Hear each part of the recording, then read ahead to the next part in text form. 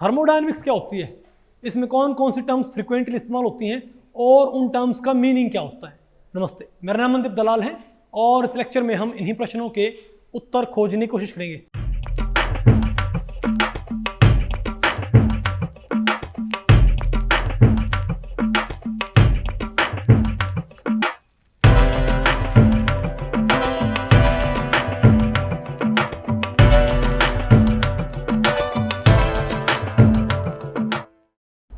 तो भाई आज हमें बताओ क्या पढ़ना है। Chapter 1 chemical thermodynamics. तो भाई मैं आपको बताऊं, हमारी एडवांस्ड फिजिकल केमिस्ट्री वॉल्यूम 1 खत्म हो चुकी है ना। आज हमने क्या स्टार्ट करनी है, एडवांस्ड फिजिकल केमिस्ट्री वॉल्यूम 2। और इसमें पहला चैप्टर तो हमारे पास क्या बताओ भाई, केमिकल थर्मोडायनेमिक्स। ओके, तो भाई इस टॉपिक को हमने टोटल 3 सेक्शन तो इसमें सबसे पहले हम क्या पढ़ेंगे बताओ। सबसे पहले हमें क्या पढ़ना है, definition, basic terminology and sign convention of thermodynamics. तो भाई इस टॉपिक को हमने टोटल 3 सेक्शंस में डिवाइड किया। पहले हम क्या पढ़ेंगे बताओ भाई, डेफिनेशन ऑफ थर्मोडायनामिक्स। फिर हम क्या पढ़ेंगे, बेसिक टर्मिनोलॉजी ऑफ थर्मोडायनामिक्स। और फिर बताओ हम क्या पढ़ेंगे, साइन कन्वेंशन ऑफ थर्मोडायनामिक्स। ठीक है बात भाई, किसमें भाई नेगेटिव और पॉजिटिव साइन कहां इस्तेमाल करते हैं। ओके, तो सबसे पहले हम क्या पढ़ते हैं, डेफिनेशन ऑफ थर्मोडायनेमिक्स। ओके, तो भाई डेफिनेशन ऑफ थर्मोडायनेमिक्स क्या होती है, आप इसका नाम भी देखें भाई, थर्मोडायनेमिक्स। थर्मो मतलब क्या होता है, हीट, और डायनामिक्स मतलब मोशन। इसका जो नाम है वो अपने आप में काफी इंफॉर्मेटिव भाई। ठीक है बात, thermo means heat and dynamics means motion, यानी कि हीट और मोशन का आपस में कुछ क्या है भाई, कोरिलेशन। आपने उसको स्टडी करना। और मोशन का मतलब क्या होता है, वर्क। मोशन का मतलब क्या होता है भाई, वर्क होता है ना, कि आप कैसे हीट से मोशन यानी कि वर्क कर सकते हो। और भाई क्योंकि वर्क में भाई कोई ना कोई मोशन होती है। ठीक है, और इनके हीट और वर्क का आपस में इंटर कन्वर्जन, उसको जो स्टडी करे उसे हम क्या बोलते हैं। तो इसकी नैरो डेफिनेशन क्या होती है, बोलो भाई, ब्रांच ऑफ साइंस और physics that deals with study of inter conversion of heat and work. लेकिन बाद में भाई इसका एक्सपेंशन हो गया और इसमें इसकी डेफिनेशन काफी ब्रॉड होगी। आज हम क्या बोलते हैं, थर्मोडायनेमिक्स क्या होती है, सिर्फ हीट और वर्क नहीं, याद रखियो, हीट और वर्क क्या होते हैं, एनर्जी की क्या होती हैं, फॉर्म्स। लेकिन आज हम क्या बोलते हैं कि एनर्जी की डिफरेंट फॉर्म्स जो होती है ना, उनके बीच में क्वालिटेटिव और क्वांटिटेटिव रिलेशनशिप, उसकी स्टडी करने वाली ब्रांच तो हम क्या बोलेंगे। तो इसकी जो मॉडर्न डेफिनेशन है वो क्या होती है, थर्मोडायनेमिक्स में simply be defined as the branch of science that deals, मैंने साइंस क्यों बोला भाई, क्योंकि इसमें फिजिक्स भी और इसमें क्या भाई, केमिस्ट्री भी है। Branch of science that deals with the study of, बोलो भाई, quantitative and qualitative relationship between different forms of energies, उसे हम क्या बोलते हैं, थर्मोडायनेमिक्स। बात आपको पहले पड़ेगी। और मैं आपको बताऊं भाई, थर्मोडायनेमिक्स वास्तव में 5 टाइप की होती है। कितने टाइप की, इसको भाई अगर आप बांटो ना, तो अगर आप इसको भाई मेनली 5 कैटेगरीज में आप इसको डिवाइड कर सकते हो। एक तो क्या होती है आपकी भाई, क्लासिकल थर्मोडायनेमिक्स। क्या भाई, क्लासिकल थर्मोडायनेमिक्स होती है जो स्टार्टिंग में एक तरह से इन्वेंट हुई थी। अरे बिल्कुल स्टार्टिंग के अंदर भाई, जब आप हीट और वर्क के बारे में बात कर रहे थे, तो क्या होती है हमारी क्लासिकल थर्मोडायनेमिक्स। एक हमारी क्या होती है, केमिकल थर्मोडायनेमिक्स।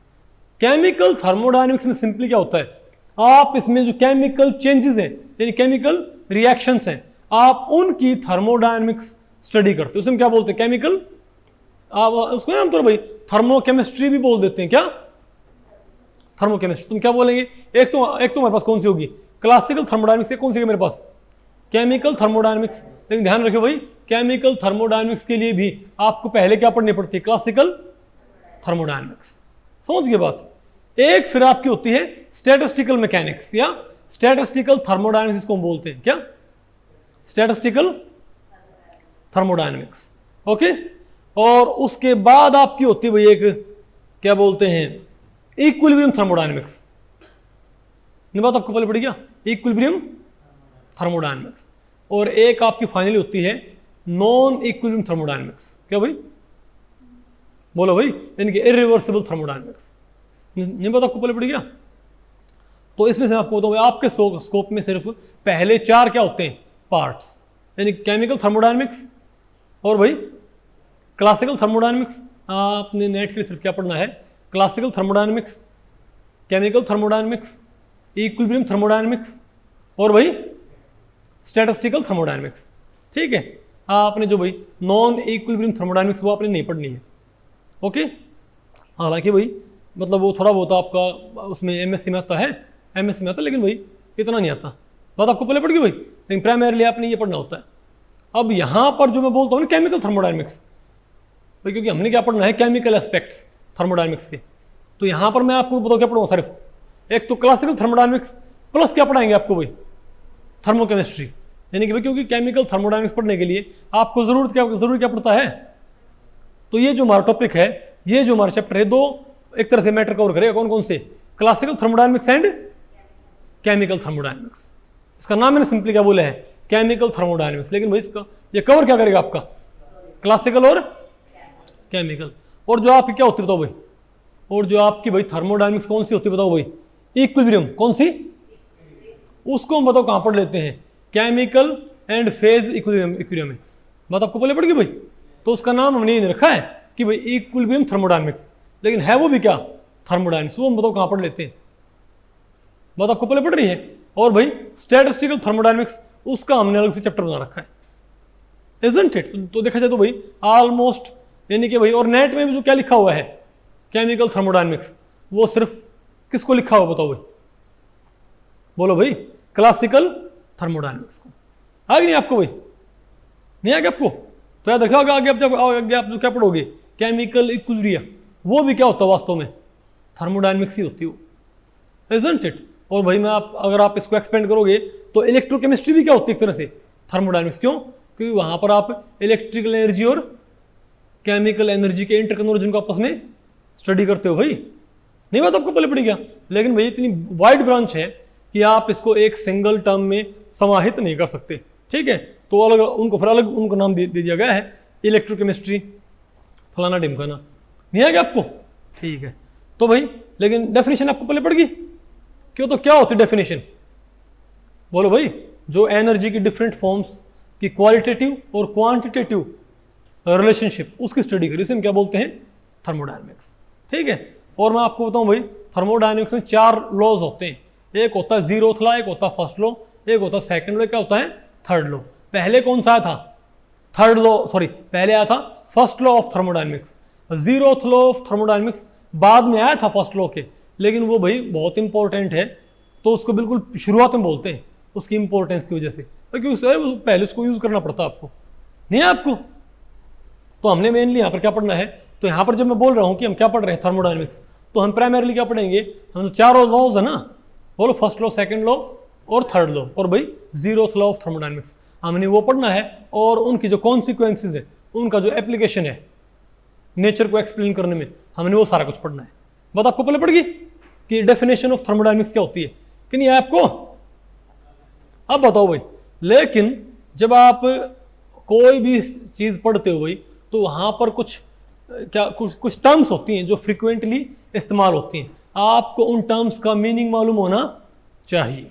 ठीक है बात, तो भाई बताओ अब हमने क्या पढ़ना, बताओ इसी टॉपिक में, बेसिक टर्मिनोलॉजी ऑफ थर्मोडायनेमिक्स। आपको ये मालूम होना चाहिए भाई कि थर्मोडायनेमिक्स के अंदर जब आप आगे पढ़ोगे तो हम कई सारे टर्म्स बहुत फ्रिक्वेंटली इस्तेमाल करेंगे, और आपको ये मालूम होना चाहिए कि किस टर्म का मीनिंग क्या होता है। अदरवाइज मैं बोलता रहूँगा सिस्टम सिस्टम सिस्टम सिस्टम, भाई आप सोचोगे भाई सिस्टम क्या होता है, जैसे क्या होता है आपका एडमिनिस्ट्रेटिव सिस्टम, क्योंकि भाई पता होगा ना आपको पॉलिटिकल साइंस के अंदर, बोलो भाई, या फिर जो क्या होती है सोशियोलॉजी, उसके अंदर सिस्टम का मीनिंग क्या होता है, अलग होता है, पता होगा ना आपको भाई, एडमिनिस्ट्रेटिव सिस्टम। लेकिन हमारे लिए सिस्टम मीनिंग क्या होता है, अलग होता है।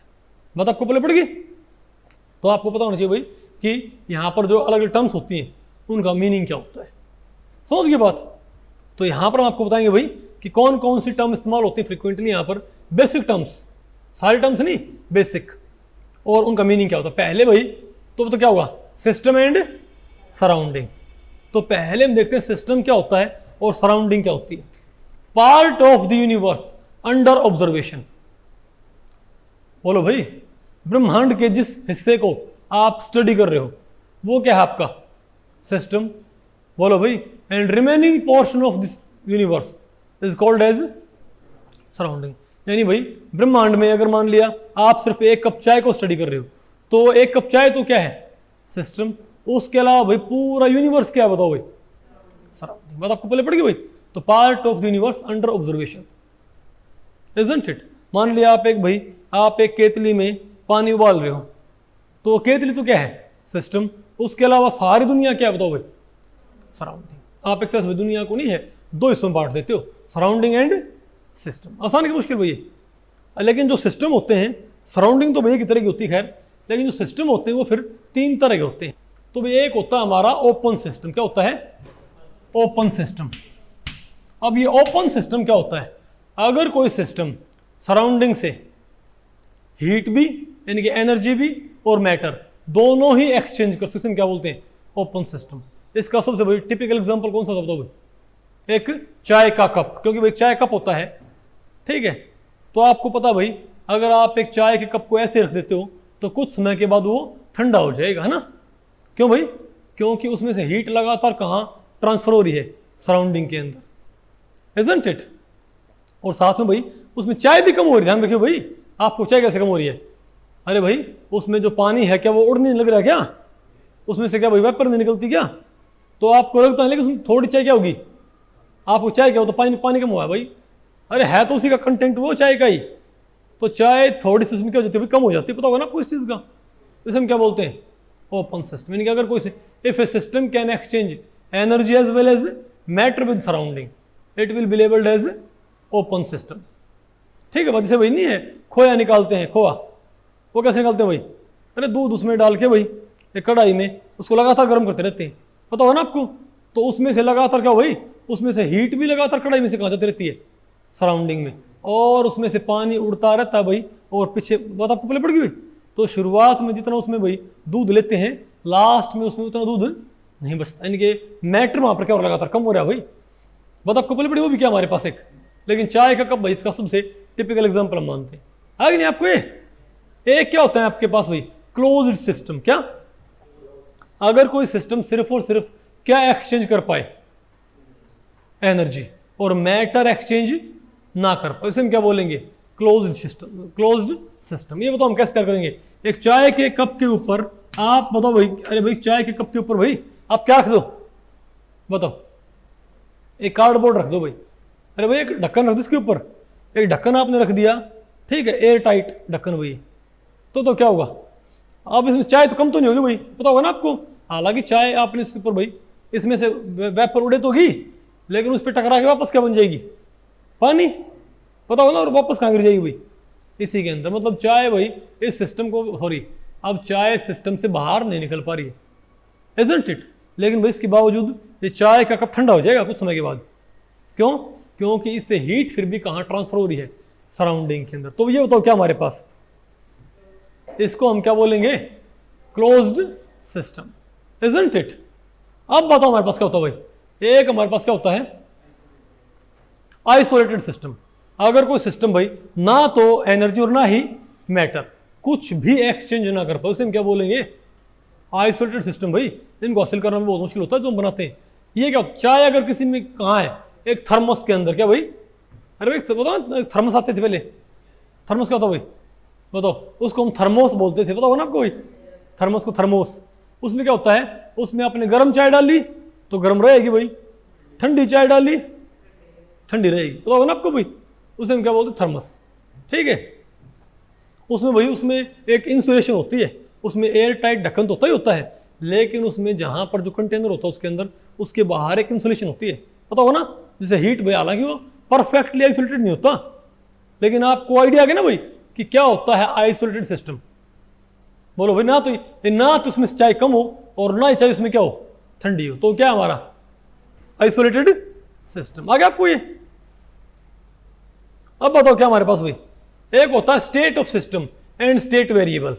अब स्टेट ऑफ सिस्टम क्या होता है भाई, स्टेट ऑफ सिस्टम से हमारा मतलब होता है किसी सिस्टम की कंडीशन, क्या, सिस्टम की कंडीशन, जिसको हम कुछ वेरिएबल्स जैसे कि भाई नंबर ऑफ मोल्स, टेम्परेचर या प्रेशर और वॉल्यूम के जरिए डिफाइन कर सके, डिस्क्राइब कर सके, उसे हम क्या बोलते हैं, स्टेट ऑफ दैट सिस्टम। किसी सिस्टम की कोई कंडीशन, कोई अवस्था, किसी सिस्टम की कोई भाई अवस्था, कोई स्टेट क्या होती है भाई, किसी सिस्टम की कंडीशन, स्टेट ऑफ सिस्टम क्या होती है, सिस्टम की वो अवस्था जिसको वर्णित किया जा सके। कुछ वेरिएबल्स होते हैं टी, पी, एन और बोलो भाई एन, एन, पी और टी और वी की टर्म में, उसे हम क्या बोले बताओ, क्या है ये हमारे पास स्टेट ऑफ सिस्टम। कुछ वेरिएबल्स होते हैं भाई जिनकी टर्म में, मान लिया भाई आप सिस्टम का वॉल्यूम बता पाओ, सिस्टम की भाई आप सिस्टम की वॉल्यूम बता के, सिस्टम का टेम्परेचर, सिस्टम में नंबर ऑफ मोल्स, सिस्टम का प्रेशर बता के, क्या आप सिस्टम को पूरी तरह से डिफाइन नहीं कर सकते क्या कि सिस्टम कैसा है। सिस्टम के बारे में आपको भाई पूरी इंफॉर्मेशन मिल जाती, तुम क्या बोलते हैं, क्या है सिस्टम की एक स्टेट, बात आपको पहले पड़ेगी। तुम क्या बोलेंगे, condition of system that can be described in terms of some variables like pressure, temperature, number of moles, isn't it, उसमें क्या बोलते हैं स्टेट ऑफ सिस्टम। नहीं है क्या आपको। और जो वेरिएबल्स आपने इस्तेमाल किए हैं सिस्टम की स्टेट को डिफाइन करने के लिए, डिस्क्राइब करने के लिए, उसे हम क्या बोलते हैं स्टेट वेरिएबल्स। हम क्या बोलते हैं भाई स्टेट वेरिएबल्स। नहीं है क्या आपको, बताओ भाई। अच्छा एक होते हैं स्टेट फंक्शंस, क्या भाई, एक बताओ हमारे पास भाई। अच्छा एक बात और भाई, अच्छा स्टेट ऑफ सिस्टम और स्टेट वेरिएबल आपको पता लगे थे। अच्छा एक होती है यहां पर भाई प्रोसेस, क्या होती है प्रोसेस। प्रोसेस कब वही मानते हैं हम, अगर सिस्टम की एक स्टेट सिस्टम की दूसरी स्टेट में क्या हो जाए कन्वर्ट। अगर सिस्टम के वही मानो इनिशियल पैरामीटर क्या है सिस्टम की, मानो भाई इनिशियल स्टेट को बताने वाले तो कौन कौन से वेरिएबल है, N1, V1, T1 और P1, ये तो क्या भाई सिस्टम की इनिशियल स्टेट को बताने वाले वेरिएबल। इनसे मैंने सिस्टम के इनिशियल स्टेट को बता दिया है। अब ये बदल जाए, बताओ क्या हो जाए, N2, V2, P2, T2। तुम क्या बोलेंगे, अगर एक स्टेट दूसरी स्टेट में कन्वर्ट हो जाए, क्यों भाई, अरे बोलो भाई, अगर सिस्टम एक स्टेट से दूसरी स्टेट में क्या हो जाए ट्रांसफॉर्म हो, तुम क्या बोलेंगे कि भाई क्या हुई है एक प्रोसेस, क्या हुई है एक थर्मोडायनेमिक प्रोसेस हुई है। नहीं है क्या आपको, ओके। तो भाई अब हम क्या बोलते हैं स्टेट फंक्शन, क्या भाई स्टेट फंक्शन। तो स्टेट फंक्शन क्या होता है, देखो अगर किसी प्रॉपर्टी की वैल्यू इनिशियल और फाइनल स्टेट के ऊपर ही डिपेंड करे और पाथ फॉलोड पे डिपेंड ना करे। तो भाई अगर किसी फिजिकल प्रॉपर्टी की वैल्यू सिर्फ किसके ऊपर डिपेंड करती है, सिस्टम के इनिशियल स्टेट और सिस्टम की भाई फाइनल स्टेट, और इसके ऊपर डिपेंड नहीं करती कि किस रास्ते से इनिशियल और फाइनल स्टेट आपस में अटेन हुई है, उसे हम क्या बोलते हैं स्टेट फंक्शन। नहीं समझा भाई। तो स्टेट फंक्शन कौन होता भाई, कौन सी प्रॉपर्टी स्टेट फंक्शन क्या लाएगी, बोलो भाई। जो प्रॉपर्टी सिर्फ किसका फंक्शन हो, स्टेट फंक्शन, नाम दो स्टेट फंक्शन। जो प्रॉपर्टी सिर्फ किसका फंक्शन हो, इनिशियल और फाइनल स्टेट का, और इनिशियल स्टेट से फाइनल स्टेट अटेन करने में जो पाथवे हमने ऑप्ट किया है उसके ऊपर डिपेंड ना करते, उसे हम क्या बोलते हैं स्टेट फंक्शन। नहीं है आपको भाई। फॉर एग्जांपल आप आगे पढ़ो, एक होती है भाई हमारे पास इंटरनल एनर्जी, क्या एनर्जी। तो भाई स्टेट फंक्शन आपको मालूम पड़ गया, जो सिर्फ और सिर्फ बताओ किसके ऊपर डिपेंड करे, बताओ भाई इनिशियल और फाइनल स्टेट के ऊपर, पाथ फॉलोड पे डिपेंड ना करें। नहीं समझे बात। अगर कोई पाथ फॉलोड पे डिपेंड, उसे हम क्या बोलेंगे पाथ फंक्शन, उसे हम क्या बोलेंगे पाथ फंक्शन। ठीक है।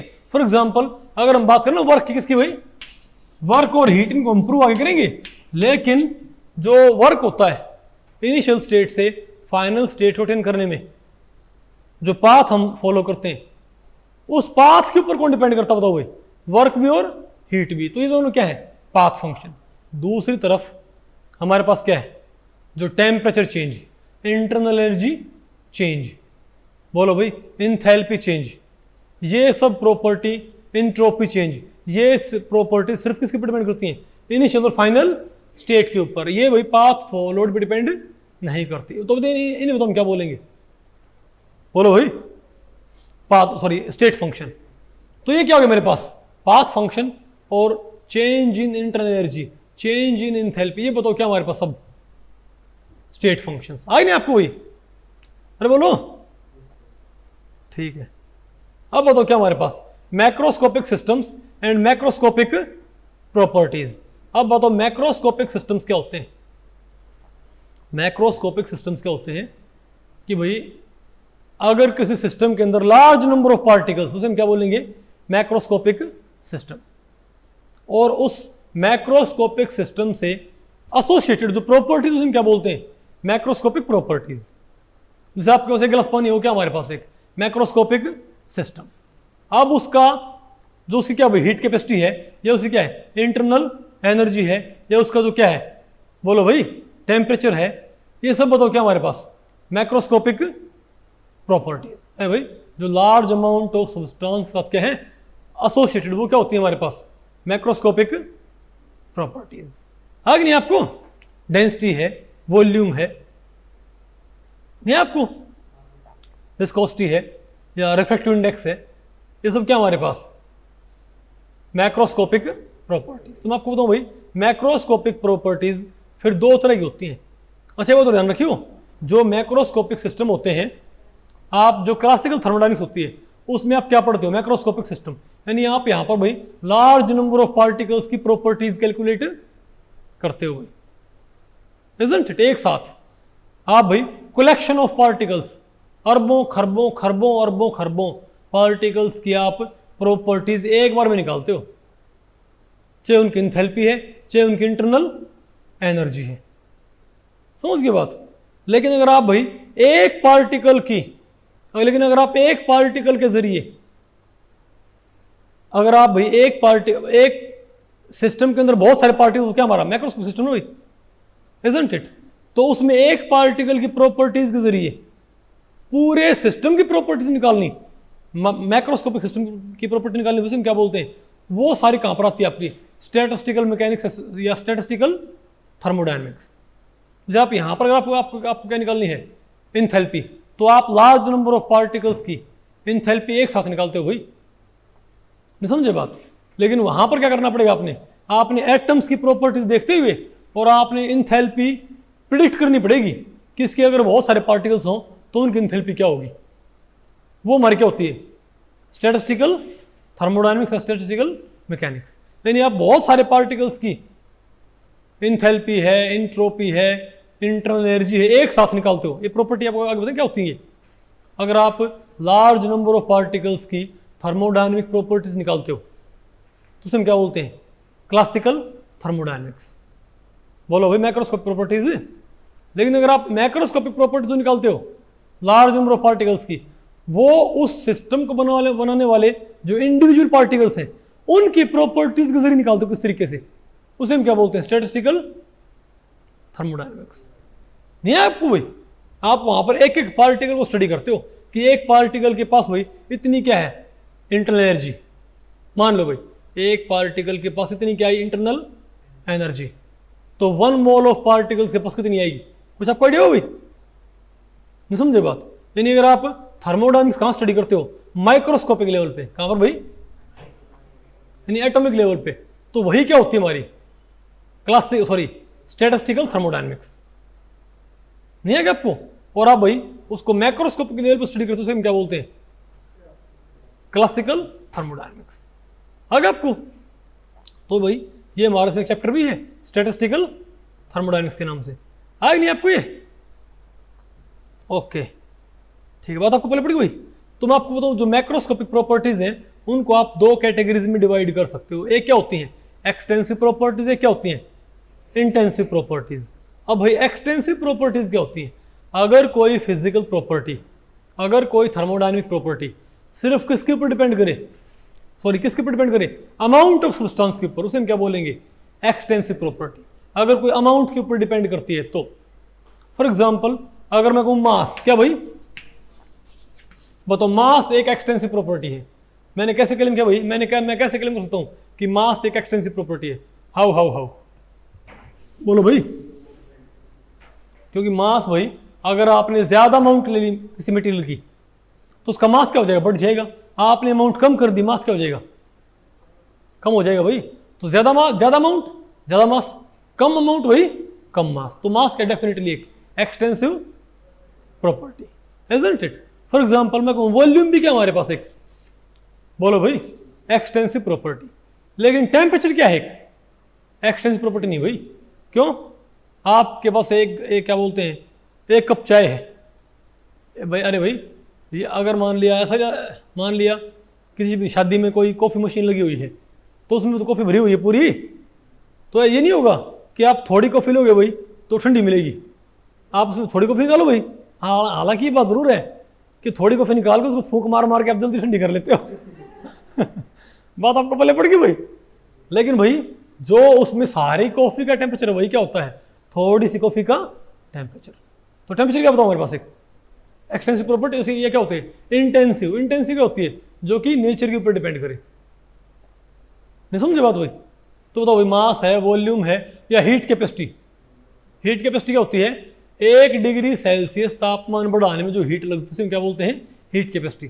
तो आप ये बताओ भाई, एक बाल्टी पानी को 1 डिग्री गर्म करने में ज्यादा हीट लगेगी कि 1 गिलास पानी को 1 डिग्री गर्म करने में ज्यादा हीट लगेगी? एक बाल्टी पानी को 1 डिग्री गर्म करने में ज्यादा हीट लगती है ना, तो हम क्या बोलेंगे, क्या पक्की बात ये, एक्सटेंसिव। मतलब आपको पहले पड़ी क्या होती है, एक्सटेंसिव। इंटेंसिव प्रॉपर्टीज क्या होती हैं, जो नेचर ऑफ द सब्सटेंस के ऊपर डिपेंड करे। फॉर एग्जांपल विस्कोसिटी, क्या भाई विस्कोसिटी क्या होती है, बोलो भाई। अगर कोई मान शहद है तो भाई शहद चाहे एक टंकी हो चाहे एक बोतल हो भाई, उसमें विस्कोसिटी क्या रहती है, बिल्कुल भाई सेम। तो ये क्या हमारे पास इंटेंसिव। या डेंसिटी, मास और वॉल्यूम दोनों ही क्या होती हैं, एक्सटेंसिव। लेकिन मास बटे वॉल्यूम क्या भाई, बोलो भाई, मास पर यूनिट वॉल्यूम क्या होती है, इंटेंसिटी, सॉरी इंटेंसिव प्रॉपर्टी क्या होती है। तो याद रखो भाई, आपने कोई भी एक्सटेंसिव प्रॉपर्टी पर यूनिट कर देना क्या हो जाएगी हमारे पास, इंटेंसिव। और ये बात समझ में आती है। अगर मैं ये कहूं मास पर यूनिट वॉल्यूम क्या, तो मेरे पास 5 अलग अलग क्या मटेरियल्स भाई, एक क्या है, सोना है, चांदी है, तांबा है, बोलो भाई, और भाई आयरन है और लेड है। तो मेरे पास सब क्या है, यूनिट क्या है, ब्लॉक। बोलो भाई, एक ब्लॉक ऐसा है सोने का, एक ब्लॉक क्या चांदी का, एक ब्लॉक क्या भाई आयरन का। तो उनका मास क्या बताओ, क्या उनका मास सेम आएगा कि डिफरेंट आएगा? अगर आपने एक सी वॉल्यूम के आपने क्या लिए, ब्लॉक, सोने का, चांदी का, असली सोना असली चांदी भाई, बताओ सोना चांदी हीरा मोती, बोलो भाई, अरे सोना चांदी आयरन तांबा और लेड। अगर हमारे पास पांचों क्या है, सेम साइज के हैं ब्लॉक्स, तो उनका मास क्या होता है अलग अलग। क्यों? क्योंकि भाई मास पर यूनिट वॉल्यूम क्या होता है, डेंसिटी, क्योंकि उनकी डेंसिटी क्या है, डिफरेंट। नहीं आएगा आपको? तो देखो डेंसिटी क्या होती है, इंटेंसिव प्रॉपर्टी, इजंट इट। अच्छा भाई, हीट कैपेसिटी क्या थी, एक्सटेंसिव। लेकिन स्पेसिफिक हीट कैपेसिटी क्या होगी, स्पेसिफिक का मतलब क्या होता है, हीट कैपेसिटी पर ग्राम। क्या भाई, स्पेसिफिक हीट कैपेसिटी होती है भाई 1 ग्राम, अरे भाई 1 ग्राम सब्सटेंस का टेम्परेचर 1 डिग्री बढ़ाने में जो हीट लगती है उसमें क्या बोलेंगे, स्पेसिफिक हीट कैपेसिटी। तो भाई हीट कैपेसिटी पर ग्राम क्या होती है, स्पेसिफिक हीट कैपेसिटी। तो ये भी क्या हो जाएगी हमारे पास, इंटेंसिव। क्यों भाई, अरे भाई 1 ग्राम पानी का तापमान बढ़ाने में जो हीट लगती है वो हमेशा क्या रहेगी, सेम रहेगी भाई। वो 1 ग्राम पानी चाहे आप भाई टैप से निकालो भाई, चाहे वो समंदर का पानी हो, मतलब बात पानी होना चाहिए बस, वो नहीं आएगा आपको। अरे भाई उसमें कोई इंप्योरिटी ना होनी चाहिए। आप 1 ग्राम पानी कैसे लेके आओ, उसकी हीट कैपेसिटी तो क्या रहेगी, सेम रहेगी ना, क्योंकि वो किसके ऊपर डिपेंड करती है, नेचर के ऊपर। और आपको पता है 1 ग्राम पानी की हीट कैपेसिटी अलग होगी किससे, बताओ 1 ग्राम, बोलो भाई डीजल से। क्या भाई 1 ग्राम डीजल की हीट कैपेसिटी अलग होगी, 1 ग्राम इथेनॉल की हीट कैपेसिटी क्या होगी, अलग होगी ना। 1 ग्राम इथेनॉल को 1 डिग्री गर्म करने में अलग हीट लगेगी, और 1 ग्राम पानी को 1 डिग्री गर्म करने में अलग हीट, 1 ग्राम डीजल को 1 डिग्री गर्म करने में अलग हीट। तुम क्या बोलेंगे, हीट कैपेसिटी क्या फिर? तो पर यूनिट बोलते क्या बन जाती है हमेशा कोई भी चीज, इंटेंसिव। नहीं समझे बात? मास क्या है, mass per unit volume, intensive. Heat capacity per gram, intensive. Heat capacity पर मोल इंटेंसिव। नहीं आएगा आपको भाई? तो याद रखियो इंटेंसिव प्रॉपर्टी कौन सी होंगी जो किसके ऊपर डिपेंड करे? हाँ बताओ भाई क्या कह रहे हो आप? हाँ उसको काम करो भाई, उसको नहीं अपनी है जो पर यूनिट उसको हटा दो। ठीक है, अब डेंसिटी क्या है बताओ? इंटेंसिव ना, उसमें आप वॉल्यूम उठा दो, क्या बन गया? मास। वो क्या बन गई? नहीं है आपको? देखो प्रॉपर्टी बदल गई। वो भाई प्रॉपर्टी क्या हुई फिर? बदल गई। वो तो मैंने सिर्फ क्या बोला है कि अगर कोई एक्सटेंसिव प्रॉपर्टी क्या हो जाए, पर यूनिट हो जाए, तो प्रॉपर्टी बदल जाती है भाई, इजंट इट? क्योंकि वो क्या होगी? हीट कैपेसिटी पर मोल द हीट कैपेसिटी। बात आपको पहले पड़ गई? ठीक है ना? ओके, अब बताओ भाई फिर क्या? Thermodynamic equilibrium. अब बताओ भाई थर्मोडायनेमिक इक्विलिब्रियम क्या होती है? अगर क्या हो जाए बताओ भाई, बताओ। अगर सिस्टम का हम क्या बोलेंगे? कोई सिस्टम क्या है? थर्मोडायनेमिक इक्विलिब्रियम में है। अगर उसका टेम्परेचर या उसका प्रेशर या उसकी कंपोजिशन क्या हो जाए? कांस्टेंट। उनमें चेंजमेंट आने क्या हो जाए भाई? बंद हो जाए। उसे बताओ हम क्या बोलेंगे? Thermodynamic equilibrium. अगर भाई टेम्परेचर, प्रेशर और कंपोजिशन नहीं बदले समय के साथ, तुम क्या बोलेंगे? सिस्टम कहाँ है?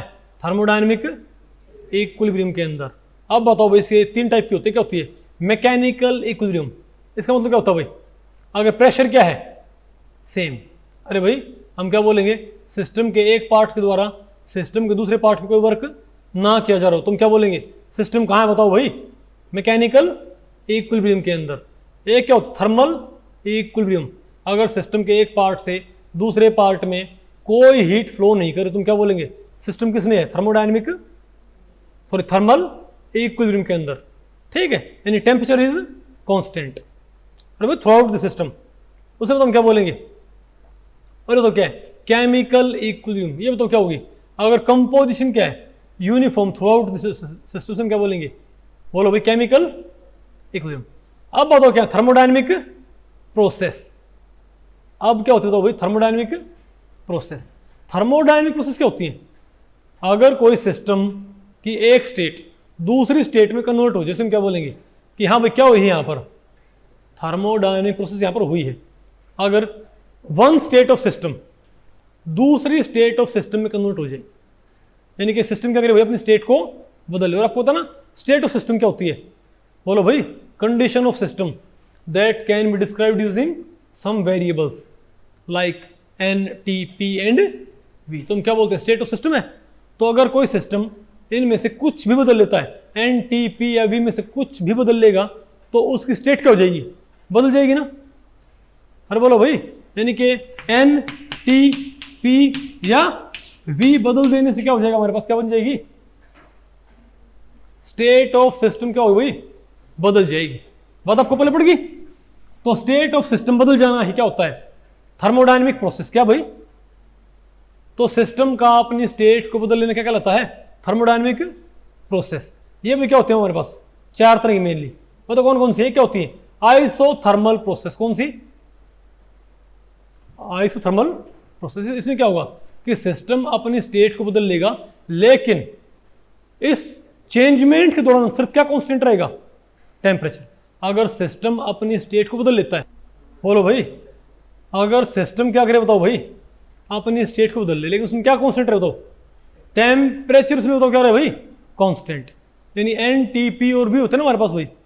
अगर मतलब क्या रखें भाई? एन तो आपने कांस्टेंट रखना है यहाँ पर, ठीक है बात। एन तो यहाँ पर क्या रहेगा? कांस्टेंट रहेगा, ठीक है। लेकिन अगर मैं क्या करूं? मैं टी भी क्या रखूं? कांस्टेंट। और सिस्टम अपनी स्टेट को बदले, उसमें क्या बोलेंगे? क्या ये? Isothermal process. यानी कोई गैस अगर एक्सपेंड हो रही है, मान लिया एक चैम्बर है, इसमें आपने कोई आइडियल गैस भरी हुई है। अब ये गैस, इस गैस का एक पर्टिकुलर क्या है? इसमें नंबर ऑफ मोल है भाई, इसमें टी है, इसमें पी, उसमें तो क्या भाई? वी है। अब बताओ क्या हो? ये गैस एक्सपेंड तो हो, लेकिन इसका टेम्परेचर तो क्या रहा है इसमें? कांस्टेंट। तुम क्या बोलेंगे? तो क्या ये? Isothermal process. इसमें पी और वी बेशक बदलो भाई, इसमें पी और वी बेशक भाई, प्रेशर घटेगा, वॉल्यूम तो क्या हो भाई? प्रेशर बदले, वॉल्यूम बदले, हमें कोई फर्क नहीं पड़ता। लेकिन इसमें टी तो क्या रहना चाहिए? इसमें कांस्टेंट। तो इसी को हम तो क्या बोलते हैं, आइसोथर्मल प्रोसेस। आ गया आपको ये। फिर तो क्या होता है हमारे पास भाई, आइसोबैरिक प्रोसेस। इसमें क्या होता है, अगर किसी थर्मोडायनेमिक प्रोसेस के दौरान, आइसोबैरिक मतलब भाई बाहर में क्या मापते हैं, प्रेशर, यानी प्रेशर क्या रहे, कांस्टेंट, यानी गैस एक्सपेंड तो हो लेकिन भाई कैसे, एट कांस्टेंट प्रेशर, उसे मतलब क्या बोलेंगे, क्या ये आइसोबैरिक प्रोसेस। बात आपको पहले पड़ गई। एक बताओ क्या होती है आपको भाई, आइसोकोरिक। आइसोकोरिक क्या होती है, बोलो भाई, अगर किसी चेंजमेंट के दौरान क्या कांस्टेंट रहे, वॉल्यूम। मान लिया आप भाई किसी चैम्बर में कोई गैस है, उसे आप हीट कर रहे हो, तो आपने टी उसका बढ़ा दिया ना, बोलो भाई, आपने उसको हीट कर दिया तो आपने टी बढ़ा दिया, टी बढ़ेगा तो प्रेशर भी क्या हो जाएगा, तो उसका बढ़ जाएगा गैस का, लेकिन वॉल्यूम क्या हो रही है उसकी, फिक्स। इसे हम क्या बोलेंगे, आइसोकोरिक प्रोसेस। क्योंकि वो गैस आपने चैम्बर में रोक रखी है और उस पर कोई पिस्टन नहीं लगा हुआ, तो आपने अगर क्या बढ़ाया टेम्परेचर, अगर आपने एक भी क्या बदल दिया वेरिएबल, तो बाकी वेरिएबल्स क्या होंगे भाई, कोई ना कोई तो बदलेगा। आपने टी बढ़ा दिया तो प्रेशर भी क्या बदल जाएगा। हालांकि यहां पर कौन नहीं बदला ना, तो नंबर ऑफ मोल, अरे भाई उस चैम्बर में गैस के मोल क्या रहेंगे, उतने रहेंगे ना, इजंट इट, और वॉल्यूम भी क्या रहेगी उनकी, कांस्टेंट। तो भाई ये बताओ आइसोकोरिक क्या होगी, अगर वॉल्यूम क्या रहती है ड्यूरिंग चेंज ऑफ स्टेट, क्या रहती है भाई, कांस्टेंट, उसे हम क्या बोलेंगे, आइसोकोरिक प्रोसेस। ये क्या होगी हमारे पास, एडियाबैटिक। अब एडियाबैटिक प्रोसेस तो कौन सी होगी, अगर किसी प्रोसेस के दौरान अगर क्या रहे, सिस्टम से और सराउंडिंग के बीच में कोई हीट का एक्सचेंज ना हो, उसे बताओ हम क्या बोलते हैं, एडियाबैटिक प्रोसेस। मतलब ना तो सिस्टम से सराउंडिंग में हीट जाए और ना ही सराउंडिंग से सिस्टम में हीट आए, उसे हम क्या बोलेंगे, एडियाबैटिक। आगे आपको ये ठीक है। अब बताओ हम क्या पढ़ते हैं, रिवर्सिबल एंड इरिवर्सिबल प्रोसेस। भाई रिवर्सिबल प्रोसेस वो होती हैं, बोलो भाई, अगर कोई प्रोसेस, बोलो भाई, अगर कोई प्रोसेस एग्जैक्टली रिवर्स की जा सके, if all the changes occurring in the forward process can exactly be reversed, तो उसमें क्या बोलेंगे, क्या ये रिवर्सिबल प्रोसेस। मतलब हर चीज क्या हो जाए, एज इट इज क्या हो जाए, रिस्टोर हो जाए। ठीक है, फॉर एग्जाम्पल। और एक मतलब क्या होती है, इरिवर्सिबल। इरिवर्सिबल प्रोसेस बताओ कौन सी होती है, अगर भाई फॉरवर्ड प्रोसेस में जो चेंजेस आते हैं, अगर बैकवर्ड प्रोसेस में वो चेंजेस कैरी आउट ना किए जा सके, उसे बताओ हम क्या बोलेंगे, इरिवर्सिबल प्रोसेस। ठीक है, और ध्यान रखिए भाई, जो रिवर्सिबल क्या होती है प्रोसेस, उनको आपको भाई इनफाइनाइटली स्लोली कैरी आउट करना पड़ता है। ठीक है, मैं आपको भाई रिवर्सिबल प्रोसेस का मैं आपको एक सिंपल एग्जांपल आपको बताता हूं। ठीक है, मान लिया हमारे पास एक ये, अच्छा भाई रिवर्सिबल के लिए क्या होता है, देखो अगर फॉरवर्ड जो क्या है प्रोसेस, उसमें आने वाले सारे चेंजेस हम क्या कर सके, एग्जैक्टली रिवर्स, तो पक्की बात क्या है ये, तो ये भाई रिवर्सिबल होगी ना। तो मैं आपसे एक बात पूछूं, मान लिया हमारे पास एक चैम्बर है, इसमें कोई गैस है, ठीक है बात, और इसके ऊपर हमने क्या रखा हुआ बताओ, इसके ऊपर आपने कोई पाउडर रखा हुआ है, ठीक है बात।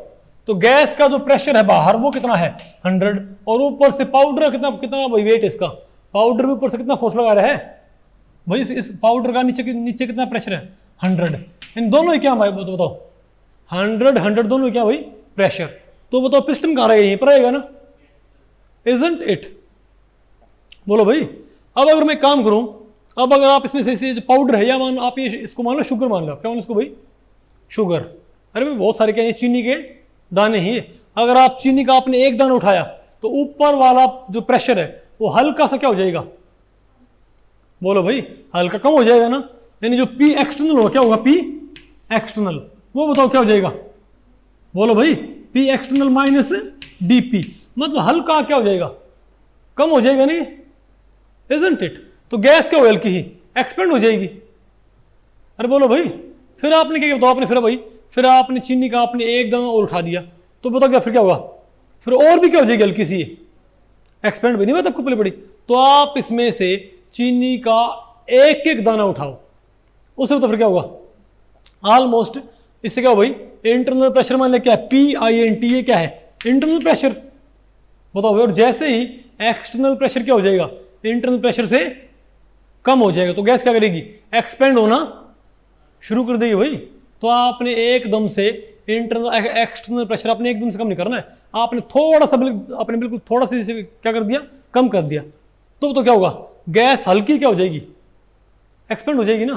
फिर आपने एक दाना और उठाया, गैस और एक्सपेंड होगी, आपने एक दाना और उठाया, गैस और एक्सपेंड होगी। लेकिन भाई ध्यान रखियो, जब आपने चीनी का पहला दाना उठाया, मान लिया प्रेशर ऊपर से क्या था 100 था, क्या रह गया 99.99 हो गया, लेकिन गैस एक्सपेंड होकर रुक जाएगी भाई। तो गैस का भी प्रेशर क्या हो जाएगा बताओ भाई, अगर गैस एक्सपेंड हो रही है तो गैस का इंटरनल प्रेशर भी क्या हो जाएगा, घट जाएगा ना। यानी पहले दोनों प्रेशर क्या होंगे 100।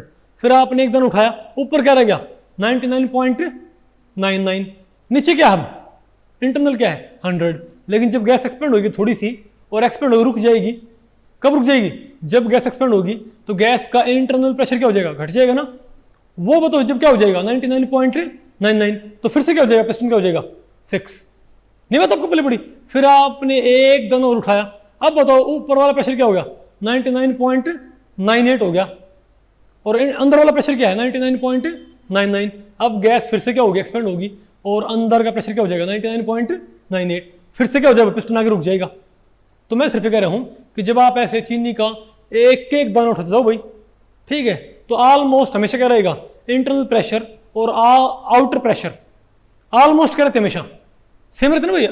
हल्का उसमें क्या होता है डिफरेंस, बिल्कुल माइनर क्या होता है डिफरेंस, नहीं तो हमेशा इंटरनल प्रेशर एक्सटर्नल प्रेशर के हमेशा क्या रहा है भाई, सेम रहा है बिल्कुल भाई, कि नहीं रहा है, पक्की बात है, नहीं आना पसंद है भाई। इंटरनल प्रेशर और एक्सटर्नल प्रेशर दोनों क्या रहे हैं बिल्कुल भाई, ऑलमोस्ट सेम रहे ना भाई। यहाँ पर तो हम क्या बोलते हैं कि भाई दोनों में क्या रही है, एक इक्विलिब्रिया। तुम क्या बोलेंगे, एक्सटर्नल प्रेशर और भाई इंटरनल प्रेशर, यानी क्या बोलेंगे, सिस्टम क्या रहा हमेशा सराउंडिंग के इक्विलिब्रियम में। आपने क्या बोलना पड़ेगा, सिस्टम और सराउंडिंग यहाँ पर क्या रहे, आपस में इक्विलिब्रियम में रहे हमेशा, क्योंकि दोनों क्या रहे, प्रेशर आपस में सेम रहे। तो इसमें फॉरवर्ड प्रोसेस में आने वाला जो क्या होगा चेंजमेंट, वो चेंजमेंट एग्जैक्टली क्या कर सकते हैं हम भाई। हालांकि हम इनिशियल स्टेट को तो भाई ये बताओ, ये मानो आपने भैया ऐसे नहीं है एक एक दाना उठा के और आपने प्रेशर 100 से कर दिया, बताओ कितना भाई 80, लेकिन याद रखो एकदम से नहीं है ये। पहले क्या होगा 100 से क्या होगा, पहले 99.99, फिर क्या होगा 99.98, फिर क्या होगा 99.97। आप एक एक दाना उठाते गए और प्रेशर एक हल्का हल्का भाई कम होता गया ना, क्यों हुआ भाई। तो आपने मानो भाई ऐसे एक एक दाना उठाते हुए क्या भाई 80 प्रेशर करने में, कि इंटरनल भी क्या हो जाए 80 और एक्सटर्नल भी क्या हो जाए 80 हो जाए, उसमें बहुत टाइम लग जाए क्या, क्यों भाई। पहले एक दाना उठाया, फिर एक, तो भाई प्रेशर क्या होगा, हल्के हल्के होगा, हल्के हल्के होगा क्या भाई, कम नहीं होता आएगा। तो लास्ट में स्टेप में बताओ क्या रह जाए प्रेशर, लास्ट में स्टेप में बताओ ऊपर वाला प्रेशर क्या रह जाएगा 80.01, कितना भाई, और बोलो भाई, और इंटर भी 80.01। फिर एक दाना मैंने और उठा दिया, ऊपर वाला क्या रह गया 80.0, इंटरनल क्या भी 80.01, वो क्या फिर क्या हो गया एक्सपेंड होगी और बराबर होते रुक जाएगी। फिर यहाँ पर बात आपको पहले पड़ी। तो ये हमारी क्या है रिवर्सिबल प्रोसेस। क्यों भाई, इसमें मैं इनिशियल स्टेट को रीस्टोर कर सकता हूं। क्या इसमें मैं इनिशियल स्टेट को भाई रीस्टोर कर सकता हूं, कैसे भाई। अब मैं बिल्कुल जैसे मैंने एक एक दाना उठाया था, बोलो भाई, जैसे हमने इसमें से भाई एक एक दाना आपने उठाया था, वैसे आप क्या करो उसमें एक एक दाना आप इसमें वापस इसके ऊपर रखते आ जाओ, कि नहीं है आपको। अरे भाई आप इसके ऊपर एक एक दाना वैसे क्या करो भाई रखते आ जाओ, तो बताओ क्या होगा फिर दोबारा से जो प्रेशर वो बताओ क्या हो जाएगा हमारे पास। अरे पिस्टन का वापस यहीं पर नहीं आ जाए क्या। तो इंटरनल एक्सटर्नल क्या होगा, स्टार्टिंग में क्या थे 100 भाई, बहुत सारे दाने उठाने के बाद 1 बाई 1 इंटरनल एक्सटर्नल क्या हो जाएंगे 80, वो आपने वापस रख दिए, तो फिर से क्या है बताओ मेरे पास, बोलो भाई। तो फिर से बताओ मेरे पास क्या आ गया, कितना भाई 100 और 100 हो जाएगा ना। तो मैंने क्या यहां पर इनिशियल स्टेट को मैंने रिस्टोर नहीं कर लिया क्या। अरे बोलो भाई, अब इसमें खास बात क्या है, जितना इसने पिस्टन ने वर्क किया है ना एक्सपेंड होते हुए, जितना पिस्टन ने वर्क किया है एक्सपेंड होते हुए, बोलो भाई, नहीं मैं तो आपको पहले पढ़ रही, इसको वापस लेके आने में आपको उतना ही वर्क करना पड़ेगा दोबारा से, जितना इसने भी क्या किया है एक्सपेंड होने में जितना वर्क किया है ना, उतना ही वर्क में कहां करना पड़ेगा इसको भाई दोबारा से कंप्रेस करने में, इजंट इट। तो जो वर्क का हमारे पास क्या था, तो हम क्या बोलेंगे, तो हमारे पास तो क्या है भाई, फॉरवर्ड प्रोसेस में जो क्या, फॉरवर्ड प्रोसेस में जितना वर्क हुआ है उतना ही कहां पर हुआ है, रिवर्स प्रोसेस में सिर्फ साइन क्या होगा उसका उल्टा। क्यों भाई, फॉरवर्ड में क्या है कंप्रेशन का, सॉरी फॉरवर्ड में क्या है एक्सपेंशन वर्क है, और रिवर्स में क्या है कंप्रेशन का वर्क है। नहीं बात आपको पहले पड़ी ना, अरे बोलो भाई, तो क्या हमारे पास ये, तो बताओ हमारे पास क्या है ये रिवर्सिबल प्रोसेस। तो याद रखो भाई, यानी कि रिवर्सिबल प्रोसेस में क्या होता है, आप फॉरवर्ड प्रोसेस को, आप सिस्टम के इनिशियल स्टेट को रीस्टोर कर सकते हो, इनिशियल स्टेट को आप किसमें कन्वर्ट करो, किसी फाइनल स्टेट में, फिर फाइनल स्टेट से इनिशियल स्टेट को रिस्टोर किया जा सकता है, और फाइनल स्टेट को अटेन करने में जो चेंज आए थे वही चेंजेस भी एग्जैक्टली रिवर्स किए जा सकते हैं। जितना वर्क एक्सपेंड होते होगा ना 100 से 80, उतने वर्क क्या होगा 80 से 100 आने में आ जाएगा, सिर्फ अंतर क्या होगा, बोलो भाई, सिर्फ चेंजमेंट क्या होगा साइन का, इजंट इट। तो ये क्या है रिवर्सिबल प्रोसेस, और इसकी कंडीशन क्या होती है, आपने इसको भाई इनफाइनाइटली स्लोली कैरी आउट करना पड़ता है, नहीं तो ये रिवर्सिबल नहीं रहेगी, नहीं तो क्या हो जाएगी इरिवर्सिबल। फॉर एग्जांपल अब मैं ये बोलूं भाई कि एक चैम्बर और है, बोलो भाई एक चैम्बर और क्या भाई और है, ठीक है, तो आप ये बताओ भाई, तो आप मुझे बताओ कि इसके ऊपर भी क्या बताओ, इसके ऊपर भी क्या हमारे पास है, बताओ चीनी के दाने हैं, बताओ एक्सटर्नल भी कितना है 100, इंटरनल भी क्या है हमारे पास, दोनों क्या 100 भाई, ठीक है बात। आप इसमें से एकदम से इतने चीनी के नया पे आप एक काम करो भाई, ये गैस यहां पर है, इसमें बताओ इसमें इंटरनल कितना प्रेशर है 100 है ना भाई, बोलो भाई। अब आप एकदम से एक्सटर्नल प्रेशर हटा दो, वैक्यूम बना दो इसके ऊपर भाई, इसके ऊपर आप क्या बना दो एकदम से वैक्यूम बना दो, ठीक है भाई, मैं सिर्फ आपको समझने के लिए आपको बता रहा हूं चीज को। तो वैक्यूम बना दिया तो गैस क्या होगी ऊपर भाई, ये पिस्टन क्या है वेटलेस और फ्रिक्शनलेस। अब अगर आपने इसके ऊपर भाई सारे चीनी के दाने आपने एक साथ उठा दिए तो ऊपर क्या बताओ वैक्यूम है, तो गैस क्या होगी एक्सपेंड होगी ना भाई, गैस क्या होगी, लेकिन गैस कितने प्रेशर के अगेंस्ट एक्सपेंड होगी, 0 प्रेशर अगेंस्ट भाई। और याद रखियो जब तक हमारा एफर्ट ना लगे तब तक कोई वर्क डन हुआ नहीं होता भाई। तो गैस वैक्यूम के अगेंस्ट ये गैस एक्सपेंड होती हुई कितना वर्क करेगी 0, क्या भाई वैक्यूम, क्योंकि भाई क्योंकि हमको जब तक हमारा एफर्ट नहीं लग रहा तो वर्क कहां से होगा, जब ऊपर से कोई फोर्स नहीं लग रही भाई तो गैस को एक्सपेंड होने वर्क नहीं करना पड़ेगा ना, किसको वर्क करना पड़ेगा, अरे बोलो भाई, मैं आपको बता रहा हूं ये आइसोथर्मल के लिए, किसके लिए भाई, नहीं आपको समझ आया, ठीक है। तो ये मानो भाई गैस एक्सपेंड होगी 100 से 80 पहुंचते ही आपने फिर से क्या मान लिया भाई, पिस्टन क्या होगा जाम हो गया एकदम से, नहीं मैं तो आपको बोले पड़ी। तो गैस 100 से 80 कितना एक्सपेंड हुई है 100 से, अरे बोलो भाई ये गैस क्या हो गया भाई 100 प्रेशर था, बताओ इसका प्रेशर बताओ कितना होगा हमारे पास 80 हो गया ना, जिस वॉल्यूम पे इसका प्रेशर क्या होगा हमारे पास 80 हो गया हमारा गैस का प्रेशर इसका, उस पे बताओ फिर क्या हो जाएगा हमारे पास, पिस्टन आपने फिर से अपने क्या कर दिया जैम कर दिया। तो गैस ने कोई वर्क किया क्या, नहीं, क्यों भाई गैस ने वर्क क्यों नहीं किया, क्योंकि अगेंस्ट प्रेशर एक्सपेंड हो रही है। आप कहोगे भाई रिस्टोर तो हम इस सिस्टम को कर सकते हैं, कैसे, ऊपर से प्रेशर लगा के भाई, कि अब दोबारा से आप इसकी जो वॉल्यूम है यहां से यहां पर इसकी वॉल्यूम हो गई ना भाई, अरे बताओ आप इसे क्या करो कंप्रेस करो, लेकिन आप जो कंप्रेस करोगे क्या वो एक पर्टिकुलर भाई गैस का तो प्रेशर है इसका, तो गैस एक्सपेंड हो रही थी वैक्यूम के अगेंस्ट, गैस का प्रेशर क्या हो गया, नहीं बताओ आपको पहले पड़ गया भाई, गैस एक्सपेंड हुई थी बताओ क्या वैक्यूम के अगेंस्ट। चलो भाई, अरे मैं बात करता हूँ वॉल्यूम की, किसकी भाई अरे बात थी यहाँ पर बात क्या थी, प्रेशर की। मान ली यहाँ पर गैस क्या थी, V1 से क्या हो गया, मैं बार बार भाई 80 को मैं वॉल्यूम बोल रहा था यहाँ पर, लेकिन 100 से क्या था, ये प्रेशर था भाई, और गैस क्या हुई थी V1 से V2, नहीं है क्या आपको भाई। तो मान लो V1 पे कितना था यहाँ पर 100, वो तो V2 पे कितना प्रेशर है 80, नहीं है ना आपको समझ भाई। तो गैस को आपने भाई V1 से V2 एक्सपेंड कर दिया, इजंट इट। अब मैं ये कहूँ भाई कि हमने इस गैस को V1 से V2 ही एक्सपेंड कर दिया, लेकिन हमने भाई एकदम से ऊपर क्या बना दिया, वैक्यूम, तो ये यहाँ से यहाँ पहुँच जाएगा ना, इजंट इट। तो गैस को V1 से क्या होगी, V2 होगी, एक्सपेंड होगी ना गैस क्या होगी, एक्सपेंड तो होगी भाई, ठीक है, इजंट इट।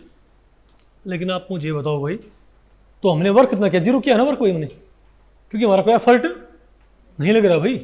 लेकिन जब आप इसको कंप्रेस करोगे तो गैस के इंटरनल प्रेशर के अगेंस्ट इसे कंप्रेशन करना पड़ेगा क्या, तब तो वर्क होएगा। यानी फॉरवर्ड में वर्क नहीं, लेकिन बैकवर्ड में क्या होगा, वर्क होएगा भाई। यानी यहां पर आप इसे दोबारा कंप्रेस करके दोबारा वॉल्यूम क्या कर सकते हो, V2 से आप वॉल्यूम दोबारा से क्या कर सकते हो भाई, V2 से V1 कर सकते हो। लेकिन यहां पर आपको वही दिक्कत का आपको सामना करना पड़ेगा। तो भाई फॉरवर्ड में जो क्या चेंज आया है वो बैकवर्ड में नहीं है भाई, बैकवर्ड प्रोसेस का चेंज क्या है, फॉरवर्ड में नहीं था ना, तो क्या हमारे पास ये इरिवर्सिबल प्रोसेस। नहीं पता आपको पहले पड़ी क्या, या अगर मान ले भाई मैं ये कहूं कि ना हम तो इसको वापस कहां लेकर चाहते हैं, तो भाई पहले तो इसको शुरुआत में वैक्यूम के अगेंस्ट इसको एक्सपेंड होने में किसी टेम्परेचर की रिक्वायरमेंट नहीं है भाई। अगर एक्सपेंड होने में वर्क नहीं कर रही तो इसको हीट की रिक्वायरमेंट नहीं है ना भाई, तो इसका टेम्परेचर क्या होगा, कम नहीं होएगा भाई।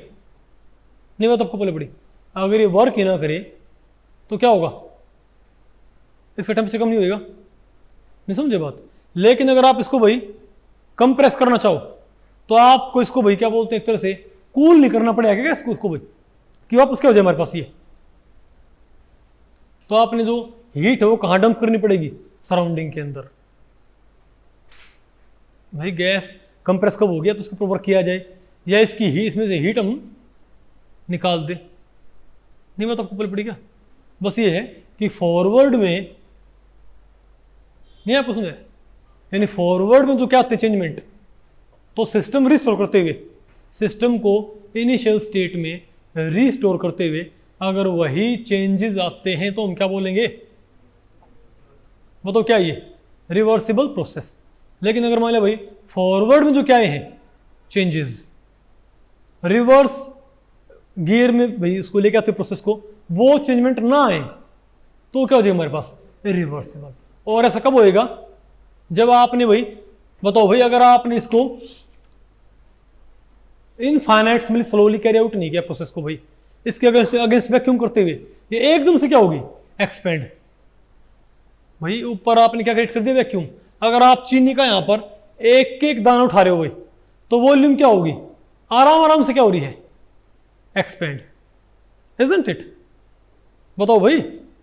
और यहां पर आपने वही चीनी के सारे दाने एकदम से हटा दिए और ऊपर क्या बना दिया, वैक्यूम, तो गैस क्या होगी, एकदम से क्या होगी, एक्सपेंड। तो देखो भाई इरिवर्सिबल प्रोसेस क्या होती है, वो रैपिडली होती है, लेकिन भाई रिवर्सिबल प्रोसेस को कैसा होना पड़ता है, हमेशा इनफाइनाइटली स्लोली कैरी आउट करना पड़ता है। नहीं आया ना आपको ये सुमित, पहले पड़ेगा आपको ये, तो ध्यान रखियो भाई कि रिवर्सिबल एंड इरिवर्सिबल प्रोसेस, ठीक है, कि भाई जो रिवर्सिबल प्रोसेस है वो क्या करनी पड़ेगी आपको, बहुत स्लोली कैरी आउट करनी पड़ती है, तभी क्या होगा।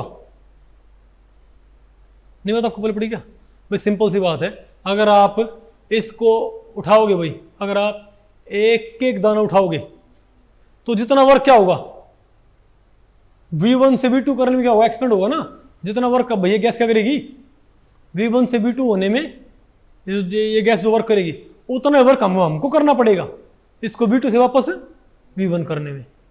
दोनों वर्क क्या होंगे बराबर, लेकिन साइन क्या होगा, उल्टा। लेकिन अगर मान लो भाई यहाँ पर क्या है, आपने इसको उठाया वैक्यूम के अंदर, आपने क्या कर दिया, एक्सपेंड कर दिया। बोलो भाई, ये अगेंस्ट वैक्यूम क्या हो रही है? एक्सपेंड हो रही है। तो भाई गैस क्योंकि भाई किसी एक्सटर्नल फोर्स के अगेंस्ट एक्सपेंड नहीं हो रही, तो गैस कोई वर्क नहीं करेगी। लेकिन गैस को V2 से वापस क्या लेके आते हो? V1। आपको तो वर्क करना पड़ेगा गैस के इंटरनल प्रेशर के अगेंस्ट, तो आपने तो वर्क किया है। यानी यहां पर वर्क डन बाय गैस और work done on the gas बराबर नहीं होंगे भाई। Work done by gas and work done on the gas बराबर नहीं होंगे ना। तो सिस्टम क्या हो जाएगा? रीस्टोर तो हो जाएगा,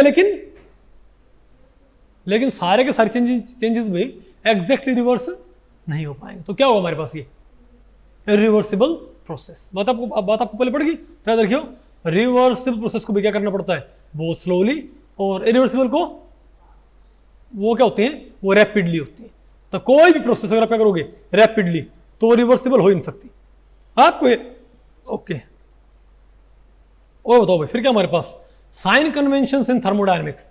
अब बताओ भाई, थर्मोडायनेमिक्स में आप किस तरह की साइन कन्वेंशन आप इस्तेमाल करते हो?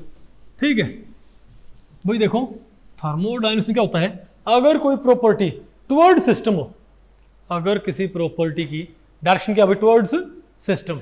यानी अगर मान लिया भाई वो सिस्टम की तरफ जा रही है, जैसे हीट है, अगर आपने सिस्टम में हीट सप्लाई कर दी, उसे तुम क्या बोलेंगे? तो क्या आएगी हमारे पास? वो पॉजिटिव। तुम क्या बोलेंगे भाई? क्यों क्या आएगी? पॉजिटिव। अगर क्या आएगी?